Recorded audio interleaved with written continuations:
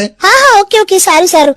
અને મારા તરફથી છે ને ડોનેશન પણ તમે 5-6 લાખ તો લખી જ દેજો. 6 લાખ હું બોલ, કોનો ફોન છે લીવો?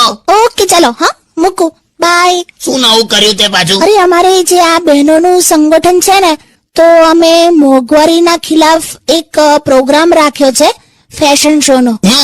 મોંઘવારી વિરુદ્ધ પ્રદર્શન કર્યું હોય એમાં ફેશન શો રખાય? સેજ આમ ક્રિએટિવ વિચાર્યું. હું ક્રિએટિવલી સૌથી મોંઘો શો જ ફેશન શો હોય છે, એ પાછું મોંઘવારી વિરુદ્ધ. તો પણ શું કરવાનું, પબ્લિક ક્યાંથી ભેગી કરવાની? સાદો મોરચો હોય છે ને તો ખાલી આમ 5-25 જણા જ આવે છે. આવો ફેશન શો હોય ને તો મસ્ત પબ્લિક આવે એટલે. પણ કાકી, પબ્લિક ને તમારે બોલાવી હોય તો કાકાને ચડાવી દો ને સ્ટેજ પર, ફેશન શો કરશે. તું ઘેર જતો રહે લા. ના ના, એ સાચું કહે છે, રિયલી કહું છું, તમે કરી શકો, બીકોઝ તમે છે ને બહુ જ હેન્ડસમ છો.